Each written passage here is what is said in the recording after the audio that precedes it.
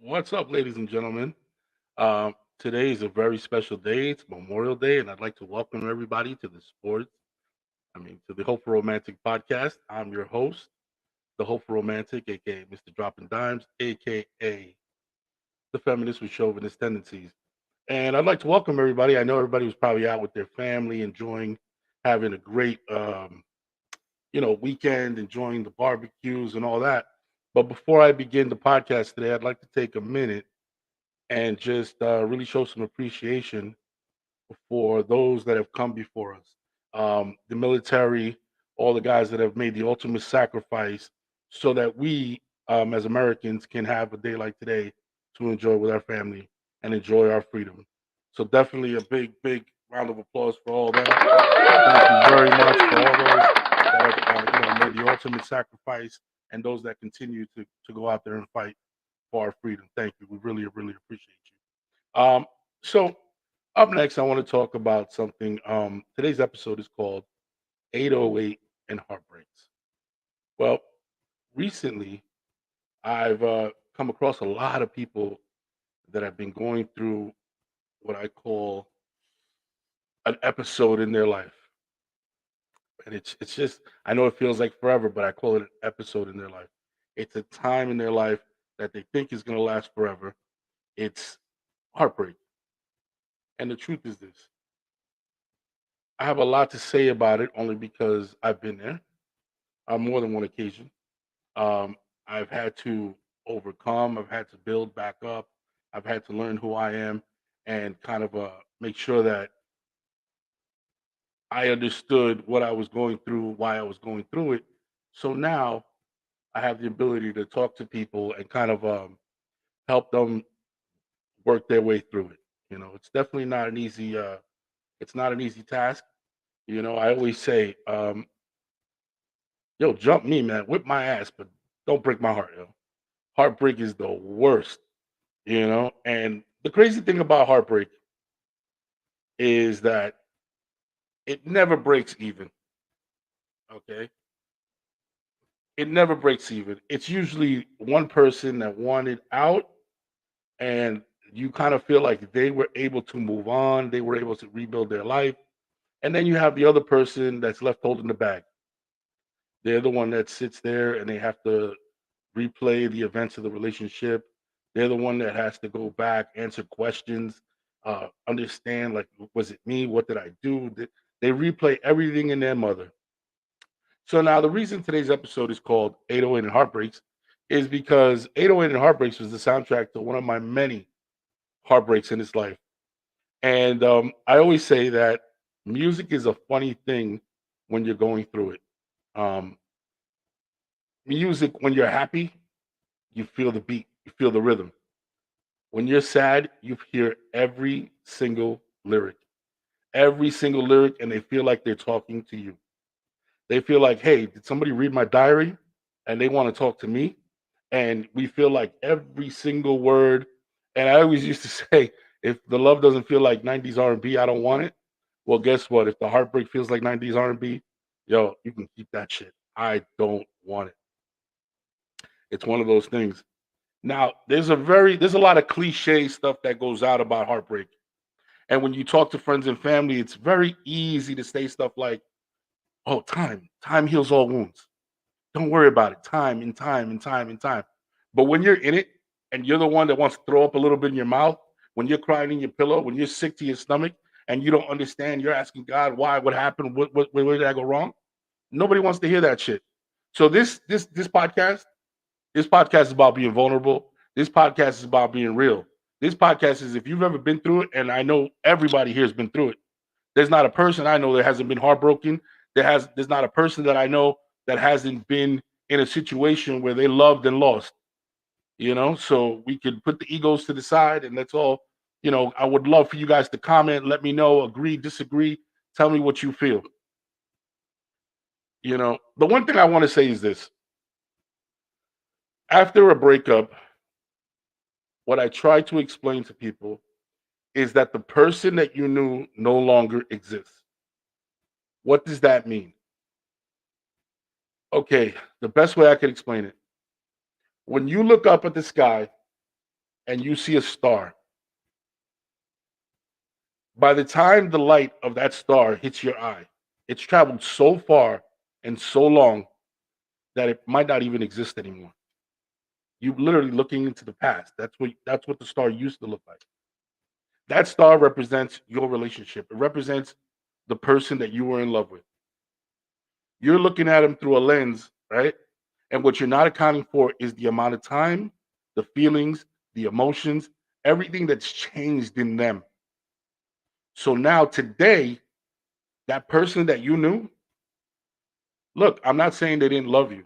I'm not saying they weren't there for you. I'm not saying it wasn't real. That's not what I'm saying. What I'm saying is that that person no longer exists. Just like they've grown, just like that star that it's light years from who they are today, from where it is today. Now it's just stardust. Well, guess what? That person is just somebody that you used to know. They're not the one that you loved. So, like a lot of times, right? Be in a relationship and somebody will do something that really hurts you later on. And you're like, do I even know this person? How did this happen? Why would they do that? I don't get it. Why would they make me feel like that? Why would they hurt me on purpose? No, no, what you're asking is why would the person that I love do that? Would they do that? No, they wouldn't. They wouldn't. But that's not the person you're dealing with anymore. And again, it's for better, not for better or for worse. It's not necessarily a bad thing. I'm not saying that these are bad people. I'm just saying love doesn't break even. And when you're on that side of it, you got to understand that you're dealing with the past. The person that you have in your mind is not the person that exists today. That's not who you're dealing with. The equation has changed. So you're going to hear a lot about time, how time heals all wounds. And it does, right? But I think when people say that it's an oversimplification of something that's a little more complex, I feel like it's not just time. I'm not a mathematician by all means, I'm the worst. But I will say this, there's some kind of a math equation in there where it's not just, it's time times work that you put into yourself equals healing, healing equals whole. There's something there. I wish I could really put it down as a math problem so a lot of you could understand. Maybe you're that type of learner. But the truth is, it's not just about time. It's what do you do with that time that determines how long you're going to suffer. It determines how long you're going to feel the pain. Because at the end of the day, and again, this is one of those things that's cliche, it's not about the breakup. It's not about the love that you lost. It's about becoming whole again. It's about the fact that you felt you leaned on something that helped you feel that helped fulfill a gap that you had in your heart. That's what you met. You met somebody and they filled the gap that you had in your heart. And then now they're gone. And now there's a hole there. And the truth is, everything you read, everything you talk about is you have to fill that hole yourself. And the day you start this relationship, the day you come into this relationship, you have to, or you go into your next relationship, that hole has to be filled on its own. You can't expect or count on anybody to fill that hole for you because then you'll be in this situation every single time. When they're gone, there goes that hole again. A lot of times you're going to be in a situation where love, a breakup, it's like the grieving process. There's ups and downs, and ebb and flows after you break up with someone. There's situations where one day you're forgiving, you're very forgiving and like, no, I understand. They don't have to love me. I get it. You're 100%. I get it. Like, no, no, I'm not going to blame anybody. And then there's days where you hate people, straight up hate them, and you blame them for everything. That's perfectly normal. I want to make sure that we talk about all these aspects of a breakup. I feel like too often, when we're having conversations about breakups, the conversations are driven by, oh, you got to get better, you got to do this, you got to do. How about we take a minute and we soak? Let's soak in it. Let's soak in it. Let's take a minute and really soak in the issues. Let's not let's not just overlook and say, oh, well, you got to get better and you got to be all right. I'll tell you right now, one of the mistakes that men make, okay, one of the mistakes that men make is we don't allow ourselves to feel it. Women do a much better job after a breakup of allowing themselves to feel it and talk it out with their females, with other women. I feel like they'll sit with a glass of wine, they'll talk to their girlfriends and let them know, and they talk it out and whatever. Us guys, we keep it quiet. We don't say shit about it. And what we do is we really try to like shove it down into our stomach and step out into the world and act like nothing ever happened. Our ego doesn't allow us to just sit there and really feel it. Right. So what you'll find is that 6 weeks later, women are healing. They've gotten it out of their system. They're feeling better. There's a lot to talking about it. There's a lot to opening up to people. They're starting to feel better. Again, not everybody. I'm just, I know.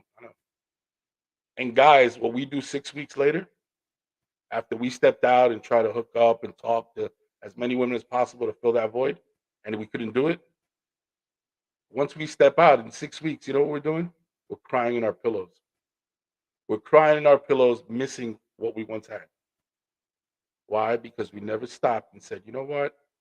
Let me let myself feel this. Let me work through this. Let me talk to people about it. Let me feel these emotions. No, we bottled them up. But that's not how this works. You can't just bottle up these emotions. They're gonna bubble over.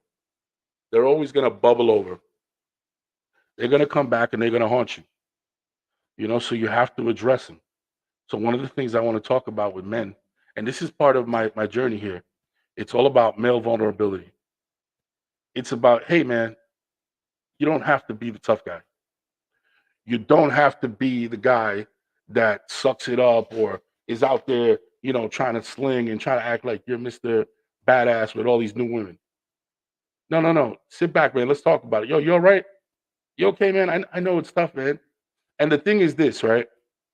When you get in a room and when you talk with other men, not boys, when you talk to other men about what you've been through, your experiences, what they've been through, there's an aura of vulnerability that comes out, and you realize you guys have so much in common.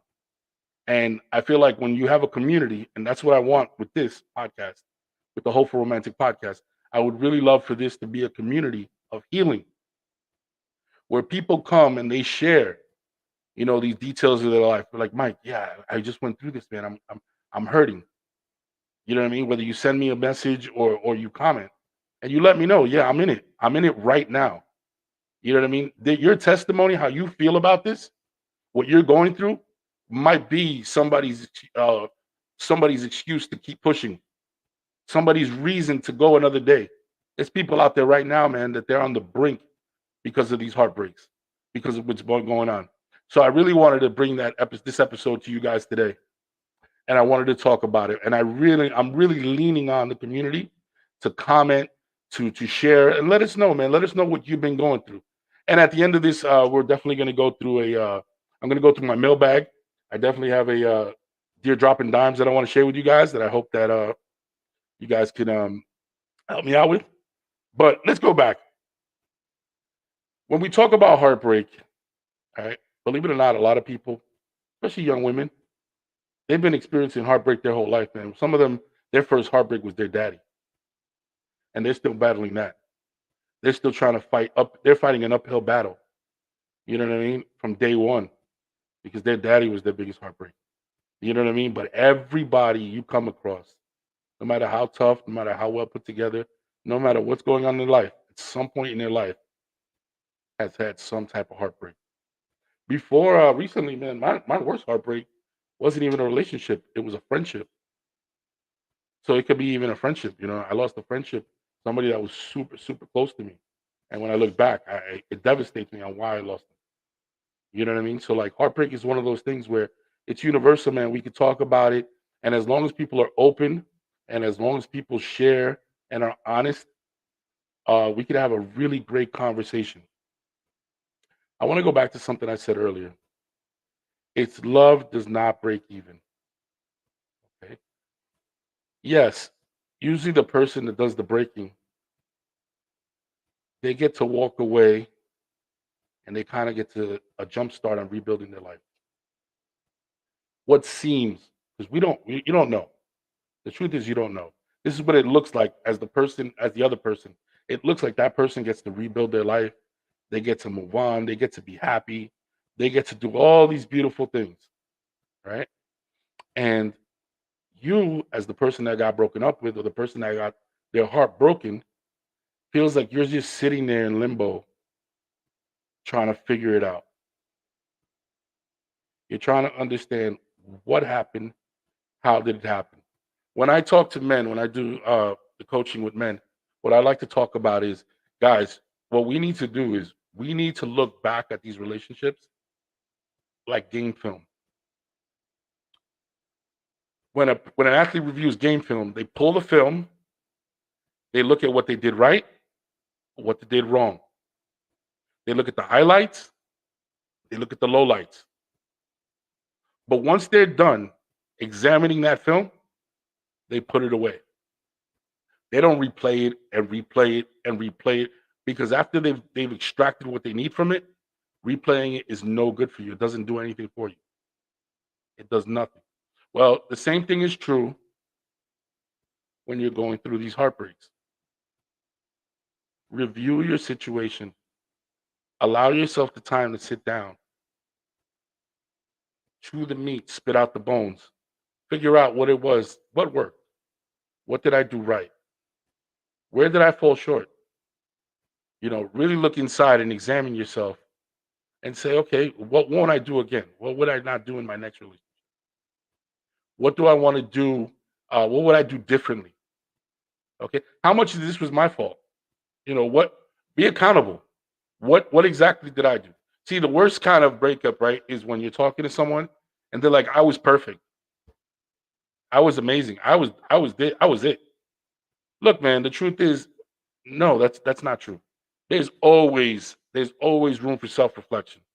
And I'm not saying blame yourself. I'm not saying that you did something wrong. No, that's not what I'm saying. What I'm saying is review the situation, understand where you could have been better, understand where, um, you know, like things that you will not do in the next relationship. Sometimes, believe it or not, oh, I was great. I gave him everything. Maybe you need to review that and understand maybe giving everything to the wrong person is not the right thing to do. "Oh, I was amazing to him. I was so loyal." But then you examine the situation, you're like, but who are you loyal to? Look at who you were loyal to. Why are you know what I'm saying? Would you put yourself back in that situation? Let's examine the game film, but then put it away. Put it away, because after a while, it does nothing for you. It is a detriment. When you review the relationship a couple of hundred times and you're constantly thinking about what I could have done, how I messed up, or oh my God, that's when you're up at night crying in your pillow, wondering, God, where did I go? No, no, no, no, no, no. That's not what we're doing. Remember, time heals all wounds, but there's a formula to this. Now you got to stand up and you got to look in the mirror and you got to say, okay, cool. I always go back, and you're probably going to hear this a couple of hundred more times. It's my father's advice. I know some of you are like, oh God, Mike, again? Yes, again. My father gave me the absolute best advice I've ever heard after a heartbreak. My dad said to me, Mike, he said, put your head down and work. Work on yourself spiritually, emotionally, financially, physically, mentally. One day you're going to pick your head up, and there she will be. There will be a woman falling in love with the process, watching you become the man you're becoming and falling in love with that man. Again, he didn't mean literally. What he meant was, as I became whole, I was going to attract somebody who was whole, somebody who wanted exactly and prayed for exactly what I offered. And it's the truth, you know? And the minute you come to terms with that part of it, you see, a lot of times when you break up with someone, You have to understand who you are as a person, where you are, where you stand. I'll give you an example. I knew somebody that was terminally ill. Not terminally, sorry, wow, that was bad. Who was ill, right? Who had cancer. They had cancer, and they met a young woman. They meet this young woman, and they start a relationship. And as they start the relationship, he goes into remission. He starts to get better. His health improves dramatically, right? And he starts to get better, and they're in this relationship together. And then one day she's like, "I can't do this. I'm not happy," and she leaves. She walks away. This guy tumbles into a depression. He tumbles into a depression. And after talking to him and having long conversations with him, I'm like, "Oh, I get it. I get what happened here. Your ascent from cancer, you're getting better, right? Was happening at the same time that you were falling in love. So you associated falling in love with getting better and getting better with falling in love. And when the love went away, you looked at yourself and said, "Well, I can't be getting better then because the love is gone." And that's why I was getting better. The truth is, no, it's not. The truth is, no, you were working on your health, you were doing all that. It's not attached to this person.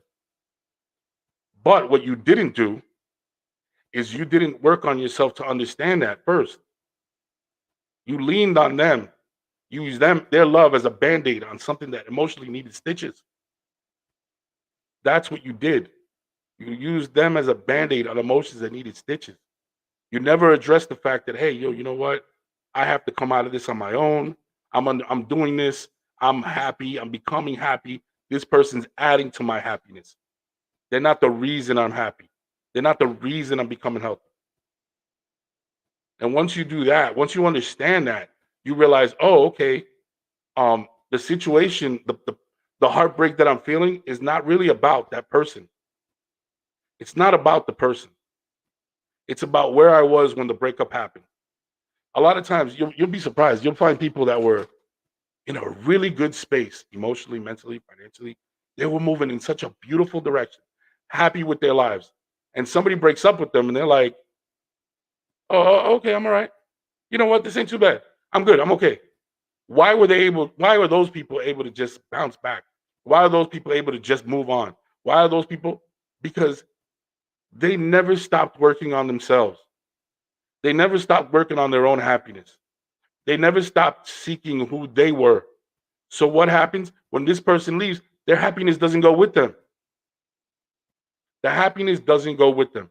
It stays here within me. And again, this is all very cliche. You're going to hear it a million times. Oh, you got to love yourself. You got to love yourself. But I'll beat it into the ground. You have to love yourself. You have to love yourself. Initially, when you first come out of a relationship, what is the inclination is to get answers, to reach out that you deserve answers. Ladies and gentlemen, I'm here to maybe I'm going to shatter this in your head, but I'm sorry. Nobody owes you closure. That's BS. Nobody owes you any answers. People are their own individual humans. They have the right to be happy. They have the right to make decisions that benefit them.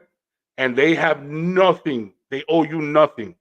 If you get closure, you know what I mean? That's something that we were taught in fantasies, in movies. Oh, he got closure and he got answers.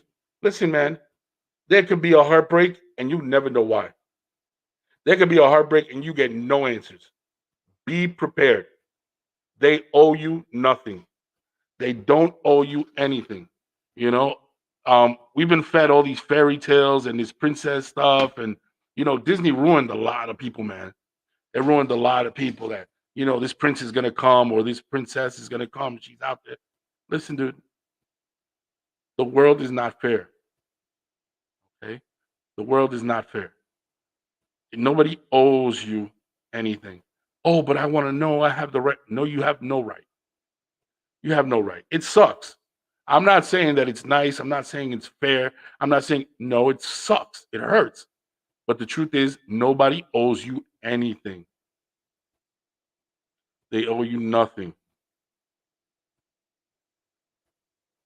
See, not everybody that comes into your life is meant to last forever. I always say, and look, no mistakes, just lessons learned. A person comes into your life, you have to learn to chew the meat, spit out the bones. You have to learn to take in the beauty of what that relationship was, what you learned from it, what you got from it, and leave what doesn't serve you. Leave what doesn't serve you. You know.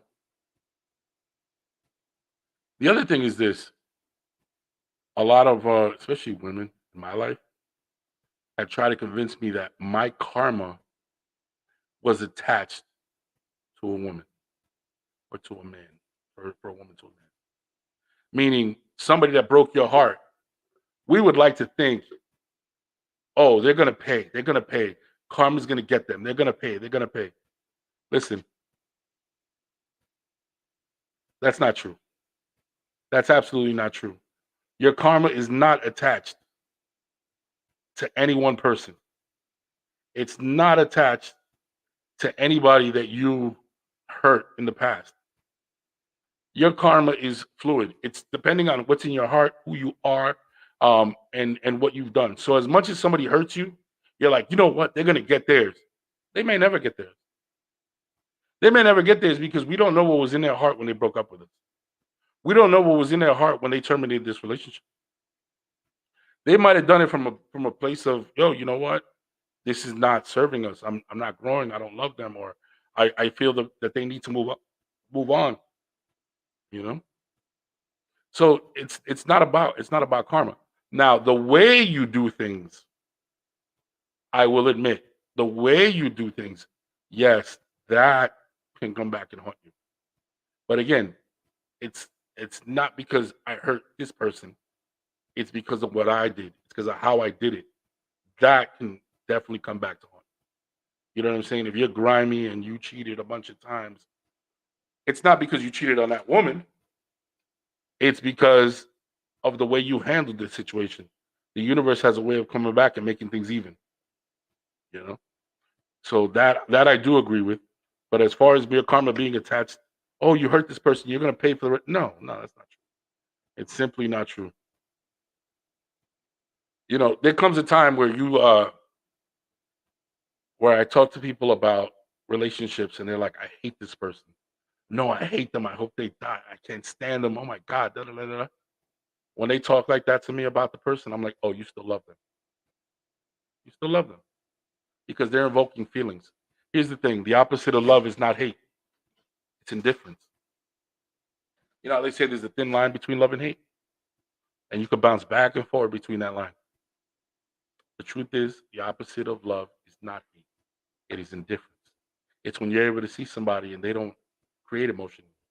There's no I hate you. There's no I don't really feel anything. I don't know if you've ever had an ex from like years ago pop up and you see them and it's like, oh hey, what's up? Yeah, no, cool. And you keep it moving.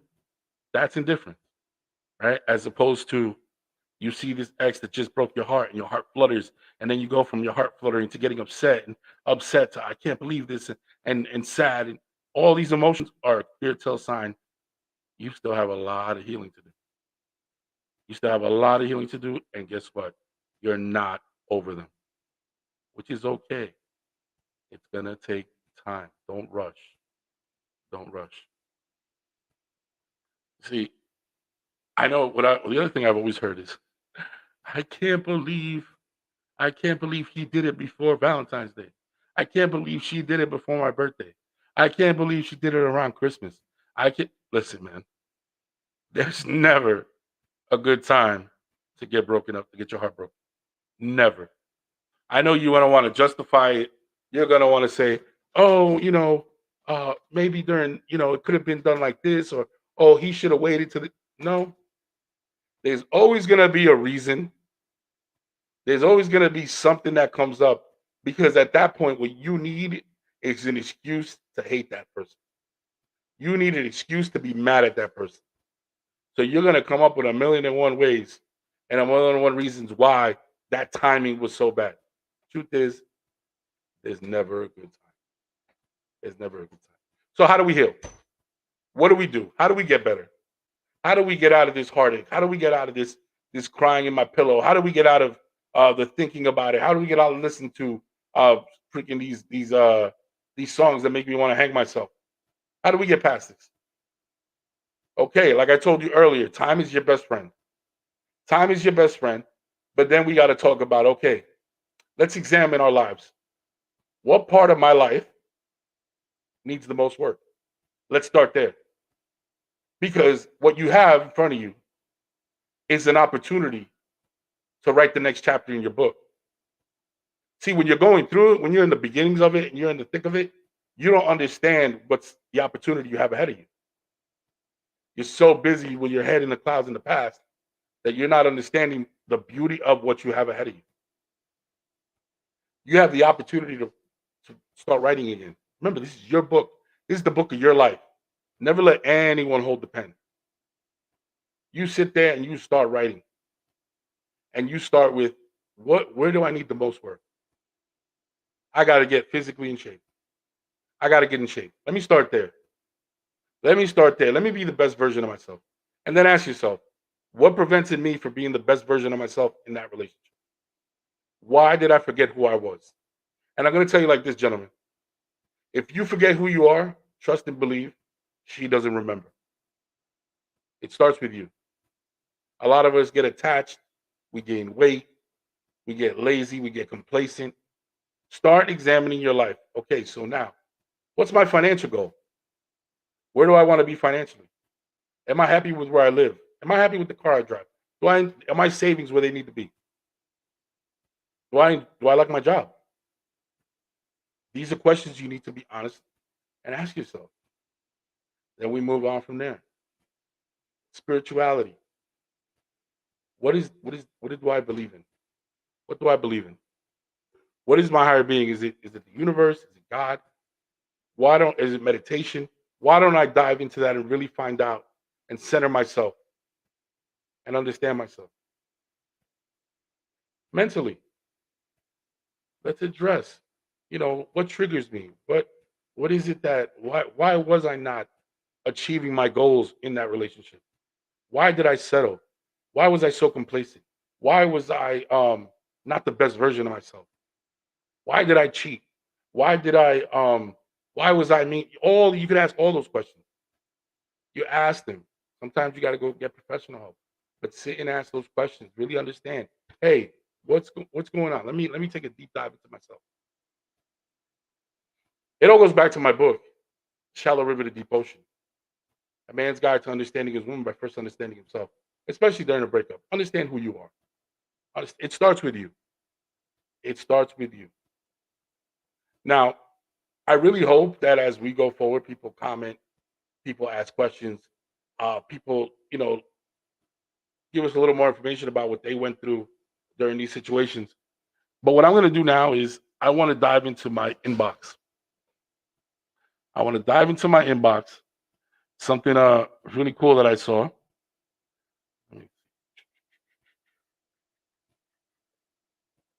Okay.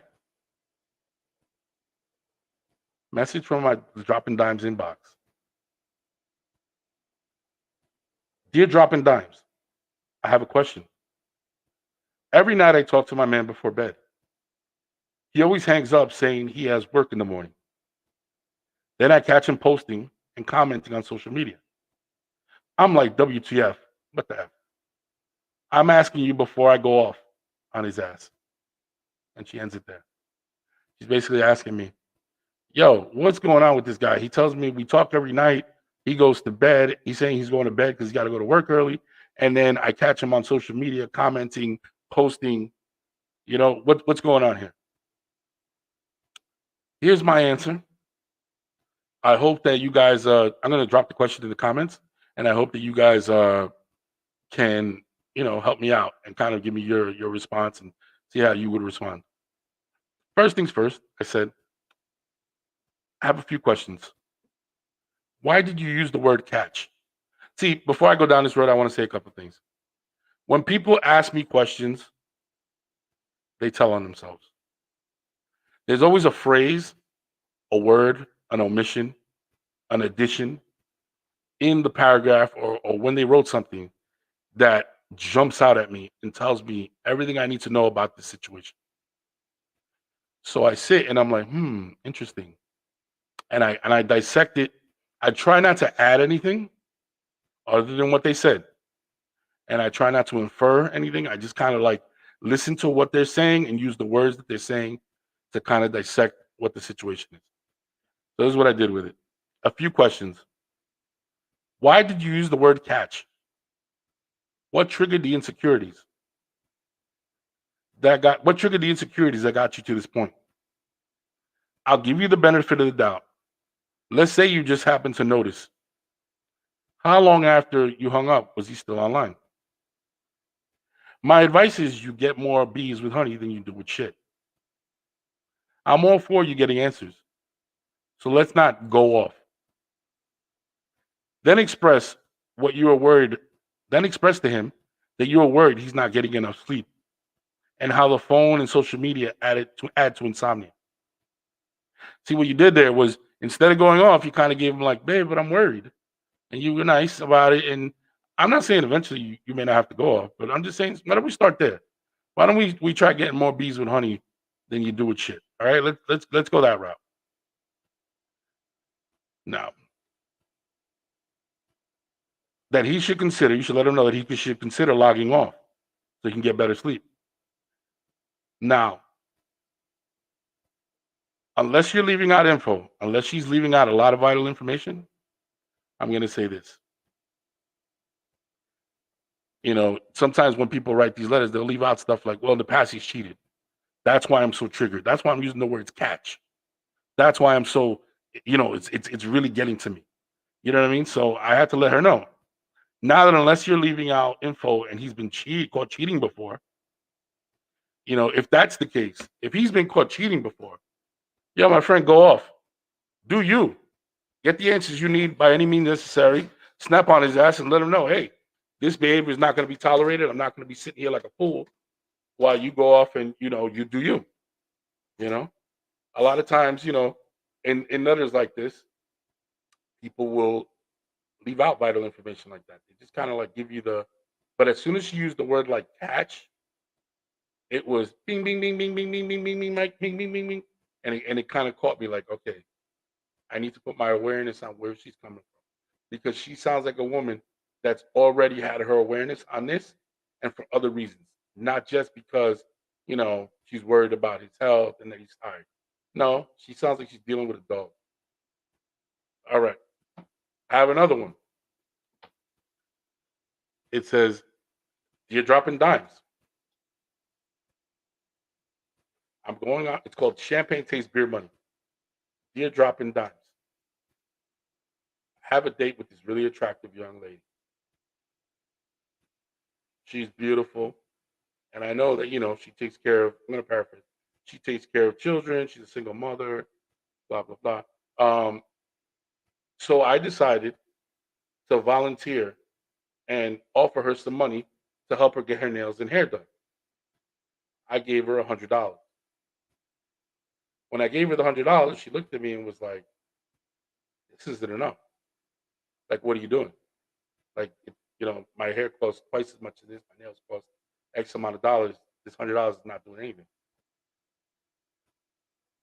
Am I wrong, or is she ungrateful? And he wants to know, should he still go on his date? Like, what's the deal with her?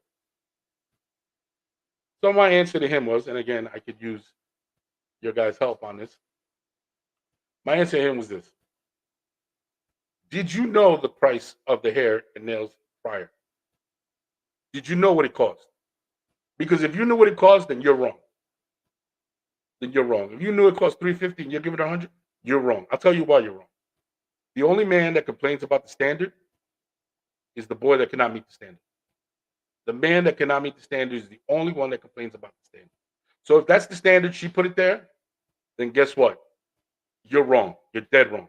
Now, if she's never told you how much it costs, and it was just strictly, you're guessing and gave you the 100. My man, listen to me. Yo, get on your knees and pray and thank God that you just dodged the bullet of a lifetime. You dodged the bullet of a lifetime because you came face to face with a woman that is completely ungrateful. She is completely ungrateful, and she will drive you crazy for the rest of your life with this champagne taste beer money that she cannot provide for herself. See, here's the deal. The smart move on her behalf, right? The wife move, what I call the wife move, and the guys, you could agree with me. I know females will be like, no, that's not true. The wife move would have been take that 100 quietly, make it work. Make it work. And then maybe at a later date, explain to him, like, hey, thank you. I really appreciate the 100. Just so you know, it costs a little more to do my hair. I do this, and my nails are this type of nail, blah, blah, blah. And you let him know so that he doesn't put himself in that situation anymore. All right? That's the wife move. See, the girl that got herself taken out of the white box is the one that shows no grace, no sympathy, and doesn't let him know, hey, man, I appreciate the gesture. He doesn't owe her anything. It's a gesture. And when she comes at him with that attitude, red light, red light, red light, red flag, red flag, red flag, run. Run, my man, run. Because again, you dodged a bullet. And I just want to be clear. There's a difference. If she told you in advance what the price was, you are wrong. Again, the only man that complains about the standard is the man that can't meet it. That's what we do as men. We play that game with women. Women set their standard, and what we do is we try to lower it. Because we're like water. We take the path of least resistance. So what we do is, better yet, I always tell women, right? I tell women they should have hurdles. There's hurdles and there's obstacles. This is a little theory of mine. I tell women when you're dating, right, and you want to know if a man's worth his salt, don't put up obstacles. Obstacles are things from your past, traumas, trust, things that block your blessings. Don't do that because nobody could overcome those. Until you deal with them yourself, nobody could overcome those. Right? But I do say this. If you want to know if a man is worth his salt, maybe you should put up a hurdle. Now, why do you put up a hurdle? You put up a hurdle not because he is not with the expectation that he's just going to jump it. You want to see the attempt. See, here's what happens. A boy walks up to that hurdle. Nah, you're not worth it. Hell no. I'm not doing it. That's too much work. Walks away. A man walks up to that same hurdle and says, I'm going to attempt this. And I'm going to give it my best. And I'm going to try. And what you're doing as a woman is rewarding the try. You're rewarding the attempt. See, that's the difference between boys and men. Boys, nah, I'm not even trying. I'm not trying to jump that hurdle. That's too much. A man walks up to it, examines it, and says, okay, I'm going to give it my best shot. Now, whether he does or doesn't, like I said, it's in the attempt. It's all in the attempt. Did he try? And then, you back up from there and say, you know what? I appreciate your try. I appreciate the attempt. And that's what you give credit for. Some will jump it. Some will be able to do that. But a lot won't. It doesn't mean they're bad people. It just means they fail in that particular instance. But I always tell them, like I said, hurdles, obstacles. Obstacles are bad. Obstacles are bad. Obstacles are, like I said, you blocking your blessings from love and all these things that can come your way. Hurdles are things that you strategically set up to tell the difference between a boy and a man. I always say when a woman deals with a man, he has to be from Missouri. The show me state. Meaning, don't tell me shit. Show me. And that's one of the easiest ways to learn and figure it out. When you put up that little hurdle, you'll see the boy walks up to it. Nah, this is too much. Basically, he's telling you, you're not worth it. When a man walks up to that same hurdle, he says, there's no river I won't cross. There's no mountain I won't climb. When a man sees value, the decision is easy, and he wants to go get it. So, to my man, you avoided, like I said, you avoided a big time red flag. You'll think count your blessings that you're not in a relationship with this woman. Walk away, and again, she doesn't mean she's a bad person. It's just obvious that she's not meant for you because already this is a hurdle. This is a situation that you're not willing to overcome. So walk away politely, no harm, no foul, no big deal. Ladies and gentlemen, at this time, I would like to stop and say how grateful I am for you taking the time, especially on a long weekend when you got a lot to do tomorrow to get ready for work and everything. To take a few minutes to sit and just talk to me. Um, I've been on a long journey, man, a long creative journey, and I want to say something from the bottom of my heart. I want to say thank you. Mark Twain said there's two important days in your life. There's the day you were born and the day you find out why. And I want to thank you all for joining me on the Hopeful Romantic podcast. I'm your boy Dropping Dimes, the Hopeful Romantic, a.k.a. the feminist with chauvinist tendencies. And I'd like to thank you for joining me on my why. Yo, have a great night, everybody. Peace out.